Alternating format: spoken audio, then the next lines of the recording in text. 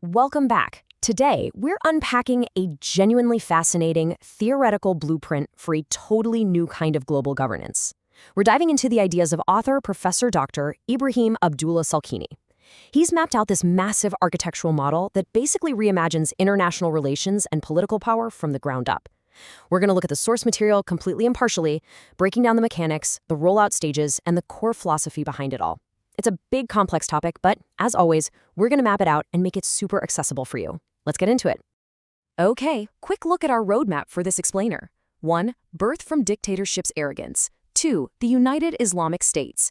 3. The Islamic United Nations. 4. The 4 stages of building. And 5. The role of the Council of Nations. Let's hit it.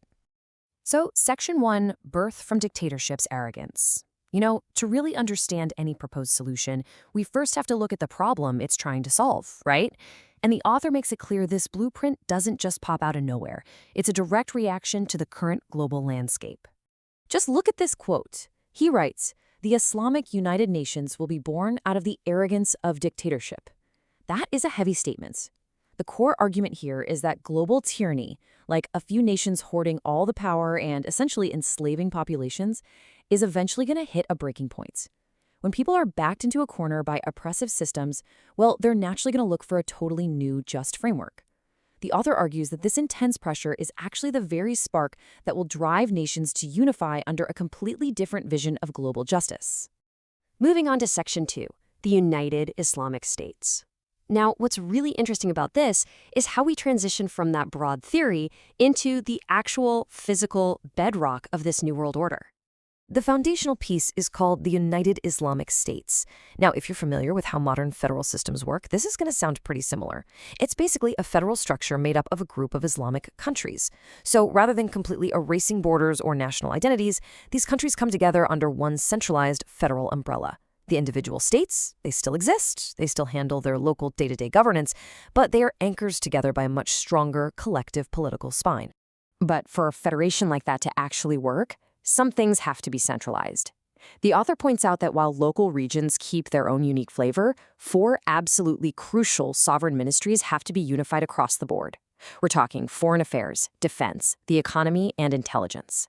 By locking down these 4 pillars, the United Islamic States can project serious global strength, protect the whole union from outside threats, and lock in economic stability.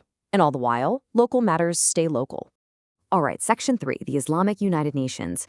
Now that we've got a handle on that internal federal core, let's zoom out and look at the massive umbrella sitting right on top of it. Getting this distinction straight is absolutely crucial for understanding the whole blueprint. On one hand, you have the United Islamic States, which we just talked about, acting as the federal Islamic core. But hovering above that is the Islamic United Nations. This is a much, much bigger global political structure. The Islamic United Nations doesn't just hold that federal core, it actually opens its doors to allied non-Islamic countries too. It's the overarching global umbrella. So you might be wondering, why exactly would a non-Islamic country sign up for this? Well, the source explains it. It's all about the massive economic, trade, and security perks of aligning with that powerful federal core. And the kicker, by joining this larger Islamic UN framework, non-Islamic nations get to keep total autonomy over their own religion, their internal laws, and their own sovereign ministries. It's basically a massive mutual protection and prosperity pact without anyone having to give up who they are. Which brings us to Section 4, the 4 stages of building. Look, you don't just build a geopolitical structure of this size overnight. The author is very clear that this demands a highly methodical, step-by-step approach.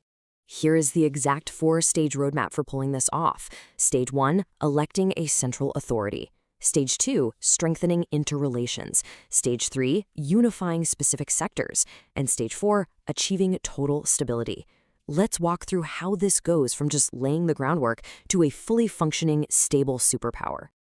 It all kicks off with Stage 1, which is just electing a central coordinating body. Not a dictator, right? Just an elected group whose only job at first is to coordinate efforts.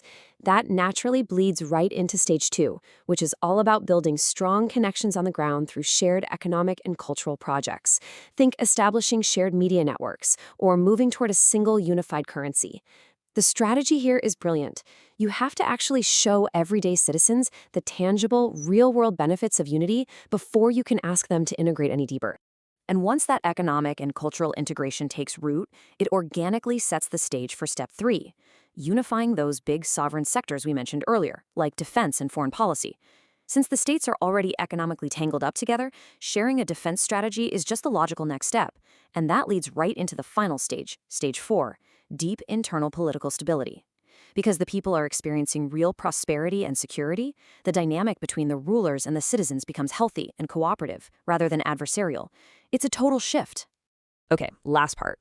Section 5, Role of the Council of Nations. Let's see how this all translates into actual day-to-day administration. Because running something this huge takes a seriously complex web of governance.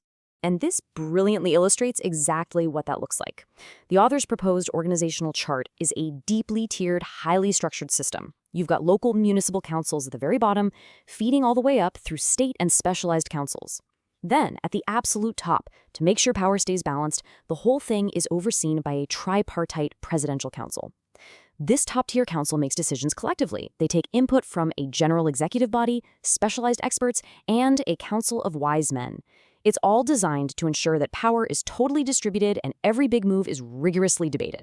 But within this giant web, there is one body that really stands out: the Council of Nations.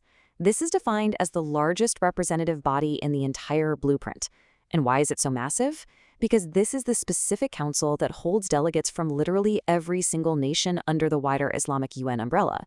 That means it includes the member states of the Islamic Federation, plus all the delegates from those allied non-Islamic nations that join for the security and trade benefits.